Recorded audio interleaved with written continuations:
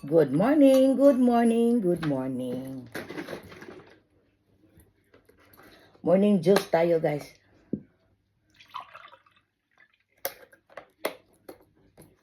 Tsaka ito kakainin ko today. Ayan, cereal po tayo. Rich of fiber po ito. Rich of fiber. Lagyan natin ng blueberry. Ayan, blueberry. Tapos, strawberry. Ayan. So, at saka yogurt. Ayan, ito po ang yogurt na gagamitin natin. Ayan. Ayan.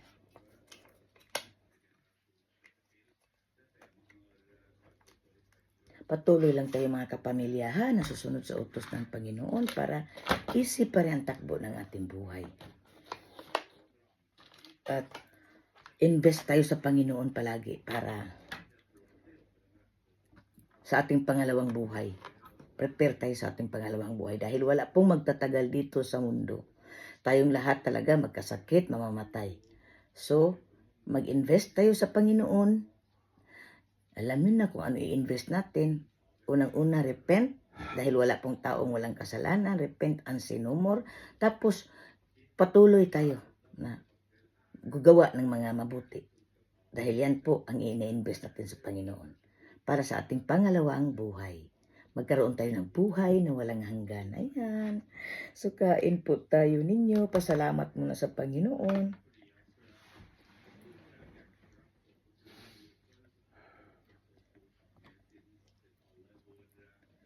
So, ayan, lagyan natin ito ito ating cereal, lagyan natin nagwash na po ako sa aking kamay, ha.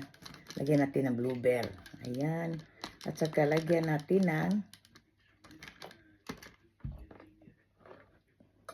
strawberry. Ayan.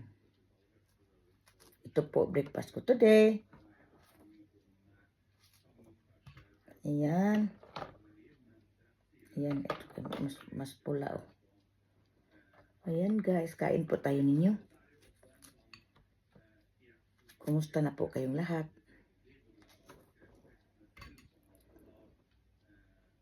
Ano na po, 1 week na po kaming dumating dito, balik sa Norway. Galing dyan sa Pilipinas, nagbakasyon.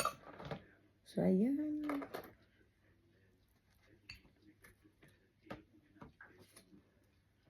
Masarap talaga sa Pilipinas, no? Ang dami masasarap na pagkain.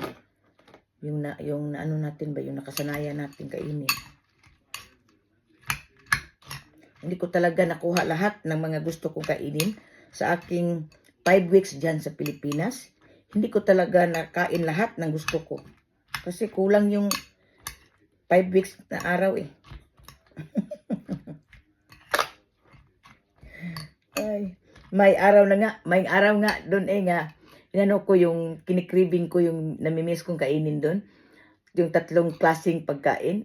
Hindi ko talaga makain sa isang araw kasi may iba-iba may iba-iba ding mga putahin na niluluto yung mga kasamahan ko sa bahay. Kaya ayun, yung ang daming nasira, ang daming natapon kasi hindi nakain. Napanis o ganun. So kasi sa pagmamadali ba makain lahat, kulang talaga yung 5 weeks eh. Hindi kasya. Ito back to reality po tayo. Ito ang breakfast ko for today. Kung dyan sa Pilipinas, puto, o isda, o corned beef, beefloaf, chorizo, longganisa, kanin na mais. Ang sarap.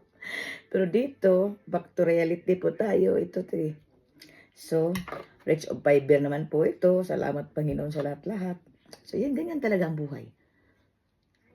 Mag-ano na naman tayo, mag-ipon ng pera para makauwi ng Pilipinas. Dahil ang mahal po ng ticket papuntang Pilipinas. Bakasyon sa Pilipinas. So, gawin natin yan once a year. So, ayun. Kain po.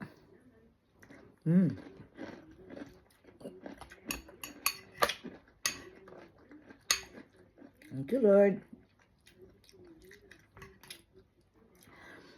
Kumain ako kanina ng yung pagising ko bago ako nag-exercise. Kumain ako ng prutas at saka itlog. Ngayon, 11 o'clock na. After ko naligo, ngayon nagutom eh. Kaya kain naman ulit.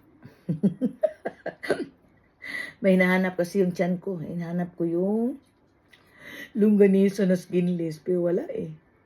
Ang layo ng Pilipinas. Kaya, ayun lang. Okay lang God. Thank you Lord. Nakain naman ako doon sa Pilipinas ng marami nun. So, ayun, God bless everyone. Patuloy lang tayo sa sunod sa utos ng Panginoon para masarap, masaya, at bless at buhay natin. So, God bless everyone. Bye muna. Mamaya pala mapunta yung mga anak ko dito. Bibisita. Ayan.